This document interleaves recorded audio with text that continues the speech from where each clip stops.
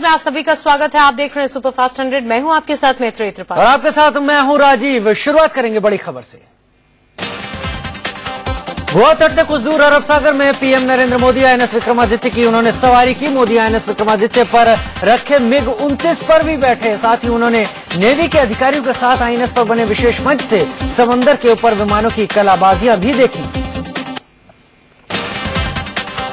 इससे पहले आईएनएस विक्रमादित्य पर पीएम नरेंद्र मोदी ने अफसरों से मुलाकात की और उनके साथ युद्धपोत पर चलकर जायजा लिया। इस दौरान पीएम मोदी नेवी अफसरों से आईएनएस की जानकारी लेते रहे। नरेंद्र मोदी आईएनएस पर रखे MiG-29 एयरक्राफ्ट के कॉकपिट पर बैठे। इस दौरान पीएम ने नौसेना की टोपी हिलाकर खुशी जाहिर की।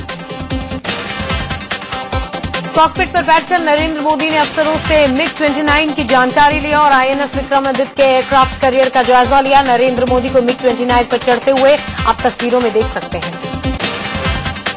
गोवा तट से आईएनएस विक्रमादित्य तक नरेंद्र मोदी विशेष हेलीकॉप्टर के जरिए पहुंचे। हेलीकॉप्टर आईएनएस विक्रमादित्य पर सुबह करीब 10:25 पर उतरा, जिसमें से पीएम बाहर उतरे और अफसरों से बातचीत करते हुए आगे बढ़े।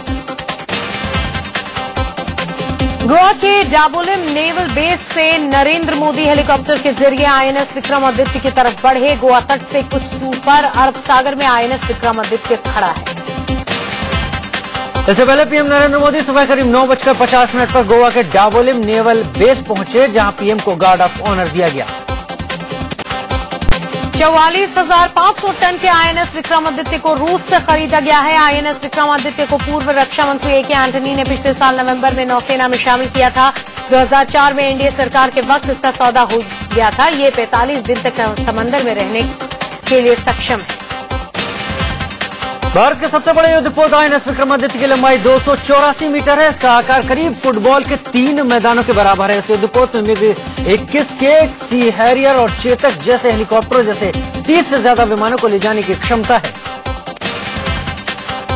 गोवा दौरे के अलावा पीएम नरेंद्र मोदी आज सेज के मुद्दे पर भी मीटिंग करने वाले हैं। इस बैठक में वाणिज्य और वित्त मंत्रालय के अधिकारी शामिल होंगे। इसमें न्यूनतम वैकल्पिक कर यानी मैट पर भी चर्चा हो सकती है। सेज में लगी इकाइयों का देश के कुल निर्यात में करीब 1/3 योगदान है। उद्योग जगत की शिकायत है कि सेज पर मैट और लाभांश वितरण कर यानी डीडीटी लगाने से निवेशकों और योजना के अमल पर असर पड़ता है। दोनों मुद्दों पर बैठक में विस्तार से चर्चा होने की संभावना है। रक्षा मंत्री अरुण जेटली का आज जम्मू कश्मीर का दौरा है। श्रीनगर में रक्षा मंत्री का आर्मी कमांडर से मुलाकात का कार्यक्रम है, जिनसे अरुण जेटली सूबे की सुरक्षा हालात पर बात करेंगे। इस दौरान जेटली के साथ army chief general Vikram Singh भी मौजूद रहेंगे। आतंकियों की घुसपैठ की आशंका को देखते हुए जम्मू की सीमा पर सुरक्षाकर्मी मुस्तैद हो गए हैं। सूत्रों के मुताबिक सुरक्षा बलों को फिर से घुसपैठ होने की जानकारी मिली है। इससे पहले कल पाकिस्तानी सेना की ओर से सीजफायर तोड़ने की घटनाओं के बीच प्रधानमंत्री नरेंद्र मोदी ने सेना मुख्यालय पहुंचकर सुरक्षा व्यवस्था का जायजा लिया। साथ ही सेना की तैयारियों और तत्कालिक जरूरतों की जानकारी दी। सूत्रों के मुताबिक सेना प्रमुख जनरल विक्रम सिंह ने सेना के ऑपरेशनल ब्रीफिंग रूम यानी वॉर रूम में करीब 2 घंटे चली बैठक में रक्षा मंत्री अरुण जेटली, रक्षा राज्य मंत्री राविंद्रजीत सिंह, राष्ट्रीय सुरक्षा सलाहकार अजीत डोभाल की मौजूदगी में प्रधानमंत्री को हालात की जानकारी दी। सूत्रों के मुताबिक प्रधानमंत्री ने सेना प्रमुख से किसी आपात स्थिति से निपटने के लिए सेना की तैयारियों के बारे में भी जानकारी ली और जनरल विक्रम सिंह से सेना की तात्कालिक जरूरतों के बारे में भी पूछा। प्रधानमंत्री नरेंद्र मोदी 15 जून से भूटान की यात्रा पर रहेंगे। प्रधानमंत्री के साथ विदेश मंत्री सुषमा स्वराज, विदेश सचिव सुजाता सिंह और राष्ट्रीय सुरक्षा सलाहकार अजीत डोभाल भी जाएंगे। पीएम की एक पहली विदेश यात्रा है। भूटान की राजधानी पहुंचने पर मोदी मेजबान प्रधानमंत्री शेरिंग तोब्गे से बातचीत करेंगे। साथ ही वो भूटान नरेश से मुलाकात भी करेंगे। भूटान के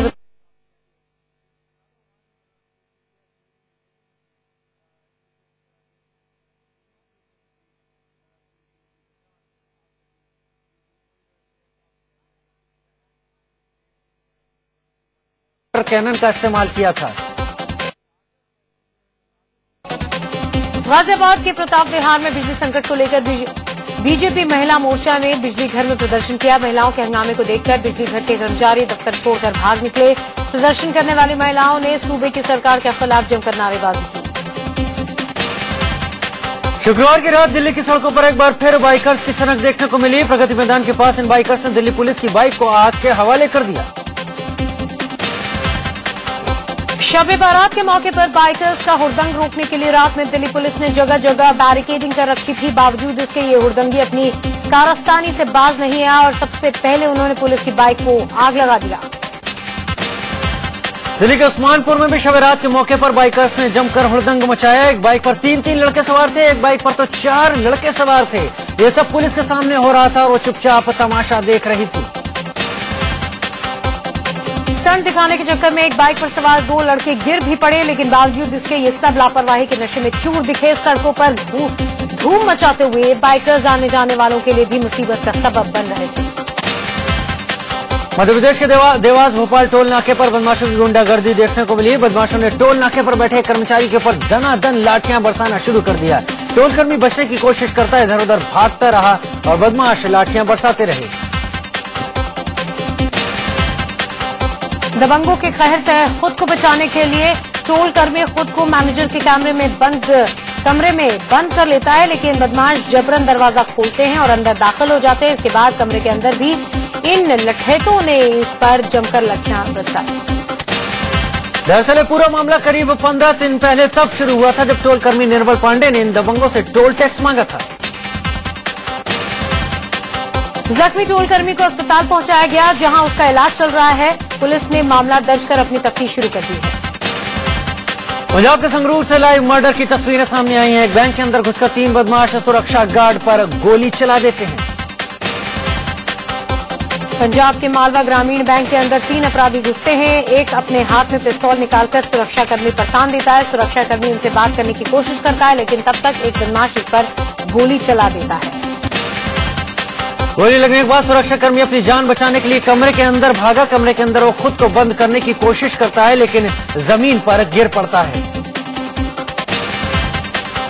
उधर वारदात को अंजाम देकर अपराधी बैंक से बाहर निकले। तीनों आरोपी एक बाइक से आए थे। उसी बाइक पर सवार होकर ये तीनों भाग निकलते हैं। इसके बाद सुरक्षाकर्मी को अस्पताल पहुंचाया गया, लेकिन अस्पताल पहुंचने से पहले ही उसने दम तोड़ दिया। अभिनेत्री और किंग्स 11 पंजाब की सह मालिक प्रीति जिंटा ने अपने पूर्व बॉयफ्रेंड और उद्योगपति नस वाडिया पर छेड़खानी का आरोप लगाया है। दर्ज शिकायत के मुताबिक 30 मई को आईपीएल मैच के दौरान भी वाडिया ने प्रीति के साथ खींचतान और गाली गलौज की। प्रीति के मुताबिक उस वक्त कई लोगों ने यह वाकया देखा। उद्योगपति नस वाडिया ने प्रीति जिंटा के आरोपों को बेबुनियाद बताया है। वाडिया ने यह भी कहा कि उनकी नई गर्लफ्रेंड को देखकर प्रीति जलन महसूस कर रही है। गौरतलब है कि प्रीति जिंटा और उद्योगपति वाडिया काफी दिनों तक लिव इन रिलेशनशिप में रह चुके हैं। दिल्ली एनसीआर में सुबह हुई झमाझम बारिश से एक बार फिर मौसम सुहाना हो गया। आज सुबह भी दिल्ली और एनसीआर के कई इलाकों में बूंदाबांदी हुई। बारिश से तापमान में भी गिरावट दर्ज की गई। उत्तराखंड के सीएम हरीश रावत की गर्दन में फ्रैक्चर होने से उन्हें दिल्ली के एम्स अस्पताल में भर्ती कराया गया है। केंद्रीय स्वास्थ्य मंत्री डॉक्टर हर्षवर्धन ने कहा है कि विमान में हरीश रावत ने सीट बेल्ट नहीं लगाई थी, इसलिए उनकी गर्दन में फ्रैक्चर हुआ। आम आदमी पार्टी के नेता अरविंद केजरीवाल अपना सरकारी आवास खाली करने पर राजी हो गए हैं। गौरतलब है विरोधियों के अलावा पार्टी के अंदर से उनके ऊपर सरकारी आवास खाली करने को लेकर दबाव था। एलटीसी घोटाले में सीबीआई ने राज्यसभा के 3 मौजूदा और 3 पूर्व सांसदों के खिलाफ केस दर्ज किया है। जिन राज्यसभा सांसदों पर सीबीआई ने केस किया है उनमें एमएनएफ के लालमियांगा लियाना, टीएमसी के डी बंदोपाध्याय और बीएसपी के ब्रजेश पाठक का नाम है। एलटीसी घोटाले में केस दर्ज करने के बाद सीबीआई ने राज्यसभा सांसद लालमियांगा लियाना के घर पर छापा भी मारा। दिल्ली में ही सीबीआई ने टीएमसी के राज्यसभा सांसद डी बंदोपाध्याय के घर पर भी छापेमारी की। एलटीसी घोटाले के सिलसिले में सीबीआई ने दिल्ली से लेकर ओडिशा तक छापेमारी की। रेप के आरोप में कोर्ट से मिले नोटिस के बाद केंद्रीय मंत्री निहाल चंद मेघवाल ने प्रधानमंत्री नरेंद्र मोदी से मुलाकात कर अपनी सफाई पेश की। गोवा के 3 मंत्रियों समेत 6 विधायकों का ब्राजील दौरा अब रद्द कर दिया गया है। इससे पहले इस टूर पर विवाद बढ़ते देख फैसला हुआ था कि यात्रा का खर्च मंत्री और विधायक खुद उठाएंगे। विधानसभा चुनाव से पहले महाराष्ट्र सरकार ने मराठा कार्ड खिलाए। सरकार ने मराठों के लिए 20% आरक्षण का ऐलान किया है। केंद्रीय शहरी विकास मंत्री वेंकैया नायडू ने अपने मंत्रालय के अफसरों और स्टाफ को सख्त निर्देश देते हुए सुबह 9 बजे तक दफ्तर पहुंचने को कहा है। केंद्रीय शहरी विकास मंत्री वेंकैया नायडू ने पूर्व मंत्रियों से सरकारी बंगला खाली करने को कहा है। लोकसभा चुनाव में पार्टी के फरारी हार के बाद कांग्रेस अध्यक्ष सोनिया गांधी ने अपने उम्मीदवारों को चिट्ठी लिखी है। अपनी जीत के बाद कल कांग्रेस अध्यक्ष सोनिया गांधी पहली बार रायबरेली पहुंची। चुनाव में जीत के बाद बीजेपी सांसद और महासचिव वरुण गांधी अपने संसदीय क्षेत्र सुल्तानपुर पहुंचे। बीजेपी महासचिव और पीएम नरेंद्र मोदी के करीबी अमित शाह गुजरात क्रिकेट एसोसिएशन के अध्यक्ष चुन लिए गए हैं। झारखंड के हजारीबाग जेल में बंद बीजेपी नेता और पूर्व सांसद यशवंत सिन्हा कुर्सी से गिर जाने से चोटिल हो गए हैं। यूपी में बिगड़ती कानून व्यवस्था के बीच इस राज्य के विभाजन पर विचार चल रहा है। व्यास नदी में बहे छात्रों की तलाश के बीच आज लालजी डैम का पानी 1 घंटे के लिए रोका जाएगा। 4 किलोमीटर तक के दायरे में पानी के लेवल को कम कर सर्च ऑपरेशन चलाया जाएगा।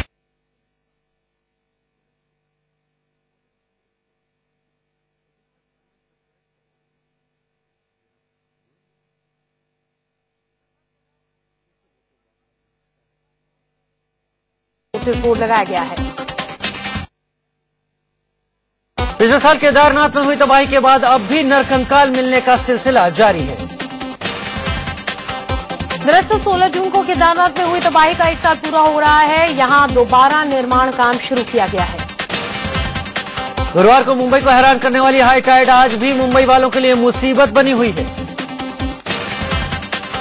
हाई टाइड की आशंका को देखते हुए सैलानियों के गेटवे ऑफ इंडिया पर जाने पर पाबंदी लगा दी गई है।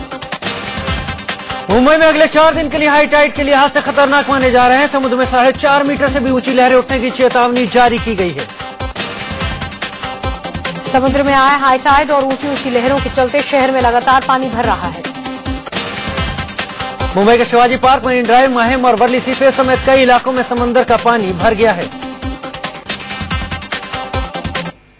बिहार के समस्तीपुर में एक दिल दहला देने वाली वारदात सामने आई है। यहाँ 6 दबंगों ने छोटे से विवाद में एक शख्स की सभी उंगलियां काट डाली और उसकी आंखों में तेजाब डाल दिया।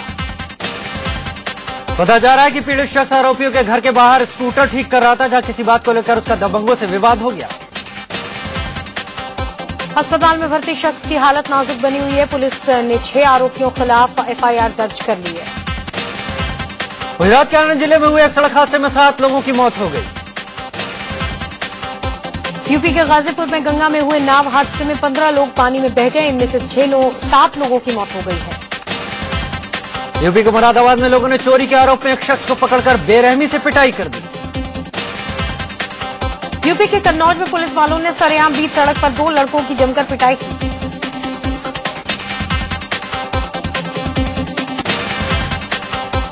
पिटाई से पुलिस वालों का मन नहीं भरा तो दोनों लड़कों को पकड़कर थाने ले जाया गया। बदायूं गैंगरेप केस की जांच में जुटी सीबीआई की टीम कल बदायूं पहुंची। इस केस की जांच के लिए सीबीआई ने 20 सदस्यीय टीम बनाई है। यूपी के मुरादाबाद में बीच सड़क पर गर्भवती महिला को गाड़ी से फेंक दिया गया। महिला की मौके पर ही मौत हो गई। मामला मुरादाबाद के भोजपुर थाने का है। महिला की उम्र करीब 25 साल बताई जा रही है। आगरा में महिला को नौकरी का झांसा देकर उससे रेप का मामला सामने आया है। गाजियाबाद में रेप की कोशिश के आरोप में दिल्ली पुलिस के एक सिपाही को गिरफ्तार किया गया है। जगदीश आर्य पर आरोप है कि उनसे पड़ोसी महिला के साथ रेप की कोशिश की। यूपी के बुलंदशहर में 10वीं क्लास की एक छात्रा से रेप में नाकाम रहने पर आरोपी ने उस पर जानलेवा हमला किया। यूपी के अमरोहा में रेलवे स्टेशन पर एक मासूम बच्ची से रेप की कोशिश की गई।